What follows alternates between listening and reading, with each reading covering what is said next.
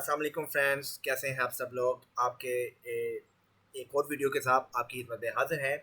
Video start करने से पहले आपसे एक रिक्वेस्ट है कि आप मेरे चैनल को सब्सक्राइब कर लें, बेल के बटन को रिंग कर लें और आल के बटन को क्लिक कर लें ताकि आपको मेरी लेटेस्ट अपडेट्स और वीडियोस मिलती रहे। और एक और रिक्वेस्ट ये भी है कि आप वीडियो को कंप्लीट देखा करें, बीच में स्किप ना किया करें, क्योंकि अगर आप स्किप कर देंगे या वीडियो को आगे कर देंगे तो आपको सही तरह समझ नहीं आएगी। इसलिए आपको सही तरह समझने के लिए आपको वीडियो को पूरे का पूरा देखना पड़ेगा। लेकिन आज का हम लेक्चर स्टार्ट करते हैं। आज का लेक्चर है HTML हेडिंग्स। HTML हेडिंग्स क्या होती है? HTML headings are defined with the H1 to H6 tags. ठीक है जी। H1 हेडिंग्स में क्या होगा जी कि आप मुख्तलिफ किस्म की हेडिंग्स के साइजेस को डिस्प्ले कर सकते हैं। अब हम इसके लिए अपना एडिटर खोलते हैं। अच्छा, एडिटर खोलने के लिए मैं आपको एक इसकी फाइल क्रिएट करना सिखाता हूँ, वो पिछले लेक्चर में मिस हो गई थी। वो ये है कि आपने जब अपने एडिटर में सप्लाइंग टेक्स्ट में काम करना है तो उसके लिए आपको एक सप्लाइंग टेक्स्ट को ओपन करना पड़ेगा। ओपन करने के बाद उसको सेव करनी पड़ेगी एक फाइल को index.html। index.html का मतलब ये होगा कि ये आपके पेज का फ्रंट पेज होगा, होम पेज होगा।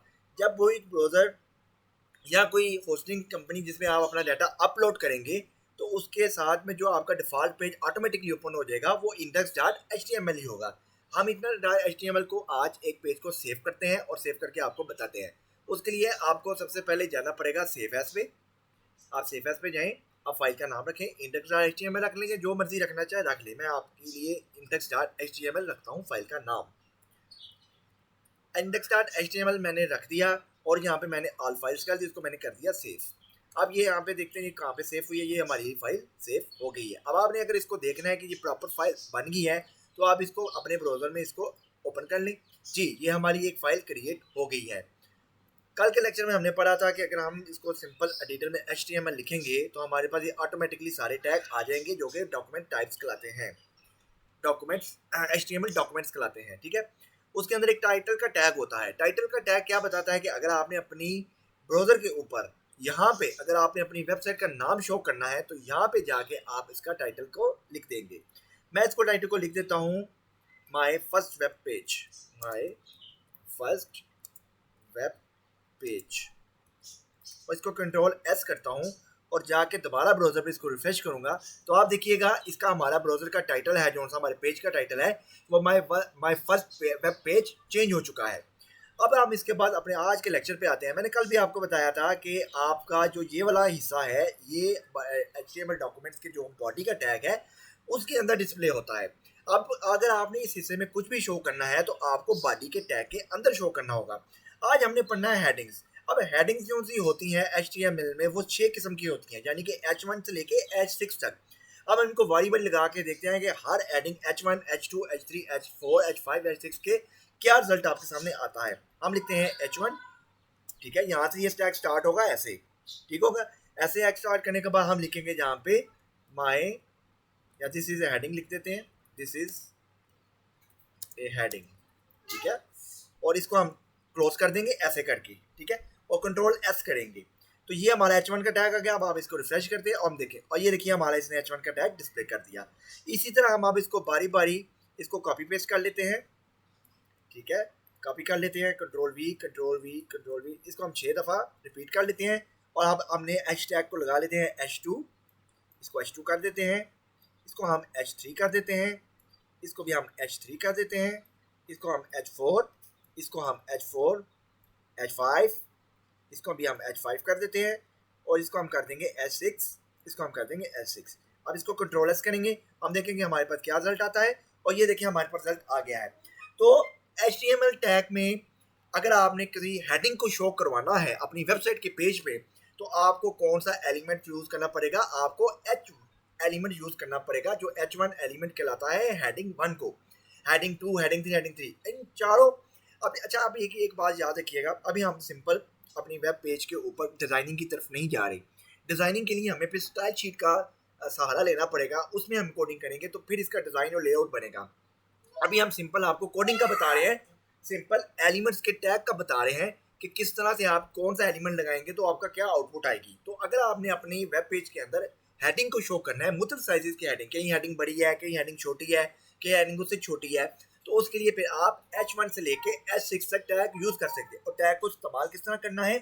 आपने लगाना है H1 ठीक है, ये आपने शुरू करना है यहाँ से और यहाँ से इसको बंद करना है, फिर दिस इज हेडिंग लिख के यहाँ से आपने ये करके फिर ये बैक स्लैश लगा के और ये फिर उसको बंद कर देना है। तो इस तरह से आपकी एक हेडिंग का कोड कंप्लीट हो जाएगा। ठीक हो गया, तो इसको आपने सेव एज करना है एंड पे। ये थी हेडिंग के लिए। उसके बाद हम देखते हैं आगे पैराग्राफ्स। अच्छा, अब आपने हेडिंग का देख लिया, आपने हेडिंग का देख लिया। हेडिंग के बाद अगर आपने देखना है कि पैराग्राफ में अगर आपने कैसे एक पैरा पूरे का पूरा लिख सकते हैं जिसके अंदर 4-5 लाइनें होती हैं। ठीक है, वो 4-5 लाइनें अगर आपने लिखनी है तो उसके लिए फिर आप HTML का कौन सा एलिमेंट यूज करेंगे? P एलिमेंट यूज करेंगे, ये वाला। ठीक है, अब हम इसको लगा के देखते हैं और इसके अंदर 4-5 लाइनें लिख के देखते हैं तो हमारे पास क्या रिजल्ट आता है। उसके लिए हम करेंगे यहाँ पे यूज करेंगे P, ये वाला टैग लिखेंगे। ठीक है, और साथ ही इसके अंदर हम कोई अगर टेक्स्ट लिखना चाहते हैं तो मैं यहाँ से कोई टेक्स्ट कॉपी कर लेता हूँ, अपनी वेबसाइट से ले लेते हैं कोई टेक्स्ट। ठीक है, यहाँ से हम ले लेते हैं ये टेक्स्ट। ठीक है, ये मैं कॉपी कर लेता हूँ। कॉपी करने के बाद यहाँ पे मैं इस टेक्स्ट को पेस्ट कर दूंगा। उसके बाद मैं इस P टैग को, P एलिमेंट को यहाँ पे क्लोज कर दूंगा। आप बात हमेशा याद रखिएगा, आपका जो HTML एलिमेंट है, ये जो टैग है, जब भी आप इसको स्टार्ट करेंगे तो इसको आपने क्लोज भी करना है। अगर आप क्लोज नहीं करेंगे तो ये जो आपका कंटेंट होगा वो अगले एलिमेंट्स में चला जाएगा। तो आपके लिए बहुत ही ज़रूरी है ये छोटी छोटी चीज़ें समझना, ये बेसिक को समझना कि जो सा भी आपने एलिमेंट आपने लगाया है HTML, उस एलिमेंट को आपने एंड पे क्लोज लाजमी करना है। अब मैं इसको कंट्रोल एस करूँगा, हम देखेंगे आपके पास क्या आउटपुट आती है। अब ये देखिए हमारे पास एक पैराग्राफ बन गया है। अब हमने एक और पैराग्राफ बनाना है तो हमने सिंपल इसी पैराग्राफ को हम कॉपी पेस्ट कर लेते हैं नीचे और कंट्रोल एस कर लेते हैं और हम इसको कर लेंगे रिफ्रेश। जैसे ही हम रिफ्रेश किया हमने देखा कि एक लाइन ऑटोमेटिकली ब्रेक होगी और ब्रेक होने के बाद वो नया चला गया। अच्छा, अब ये बात याद रखने की जरूरत है, यहाँ पे जो सी वो चीज़ें ले रहा है, H1 को बड़ा कर रहा है, H2 को छोटा कर रहा है, एक पैराग्राफ जब क्लोज किया तो दूसरा पैराग्राफ लगाया तो ऑटोमेटिकली नीचे चला गया है। ये कुछ चीज़ें ब्राउज़र की डिफ़ॉल्ट वैल्यूज़ पे सेट होती हैं। जब भी आप HTML के कुछ डिफ़ॉल्ट टैग्स लगाएंगे, जैसे कि P टैग हो गया, H टैग हो गया, लिंक टैग हो गया, इमेज का टैग हो गया, टाइटल का टैग हो गया, तो ब्राउज़र उसको ऑटोमेटिकली समझ जाता है कि ये डिफ़ॉल्ट टैग है, उसकी अपने आप ही उसकी वैल्यू दे देता है। आपको उसको इसके लिए कोई एक्स्ट्रा से स्टाइल शीट लगाने की ज़रूरत नहीं पड़ती।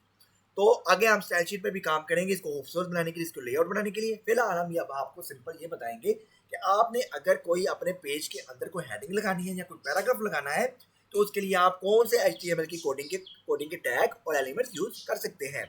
आगे चलते हैं। आगे हमारे पास कौन सा टैग है? पैराग्राफ का टैग हो गया लिंक टैग। नहीं जी, HTML लिंक्स में क्या होगा? अगर आपने कोई पेज का लिंक लगाना है, लिंक का मतलब है कि किसी और पेज को ओपन करवाना है या किसी और वेबसाइट को आपने ओपन करवाना चाहते हैं अपनी वेबसाइट के अंदर, तो आप इसके लिए HTML लिंक यूज करते हैं। उसका क्या टैग है? ए टैग। ए टैग को कैसे इस्तेमाल किया जाता है वो मैं आपको समझाता हूँ। ए टैग को इस्तेमाल करने के लिए आपको ए टैग को इस्तेमाल करने के लिए आपको यहाँ से ए टैग इस्तेमाल करना पड़ेगा। फिर उसके लिए एक साथ में href टैग यूज होता है, ठीक है, जो बताता है कि आपका लिंक किस जगह पे है। ठीक है, उसके बाद आपने उसकी रखनी है वैल्यू। आपने वैल्यू का मतलब है कि जिस ई टेक्स्ट के ऊपर आप इसका लगवाना चाहते हैं वो आप लिख लें और एंड में आपने इसका क्या कर देना है? टैग क्लोज कर देना है। अब इस दोनों जो सेमी कॉलम आ रहे हैं, ये दोनों कामाज आ रहे हैं, सॉरी कामाज आ रहे हैं, इन दोनों कामाज के दरमियान में आपने क्या करना है? आपने वो लिंक को पेस्ट कर देना है। ठीक है, तो ये आपका लिंक पेस्ट हो जाएगा। अब मैं इसको रिफ्रेश करता हूँ। रिफ्रेश करने के बाद इसको करता हूँ, अब ये देखिए ये लिंक आ गया। इसको मैं क्लिक करूंगा, ये देखिए वो वेबसाइट खुल गई। तो इस तरह से आप अपनी वेबसाइट के ऊपर कोई भी लिंक को पेस्ट कर सकते हैं। नहीं जी व्यूअर्स, आज का लेक्चर इतना ही है। मैं आपके लिए लेक्चर इसलिए थोड़े थोड़े शॉर्ट बना रहा हूँ ताकि आपका इंटरेस्ट काफ़ी रहे। कल मैं आपको लिंक्स बताऊंगा कि इंटरनल लिंक क्या होता है, एक्सटर्नल लिंक क्या होता है, ताकि आपको समझ आ जाए कि इंटरनल लिंक में क्या फ़र्क होगा, इंटरनल लिंक खोलने से कौन सा पेज खुलेगा और एक्सटर्नल लिंक खोलने से कौन सा पेज ओपन होगा। ठीक है, अल्लाह हाफिज़।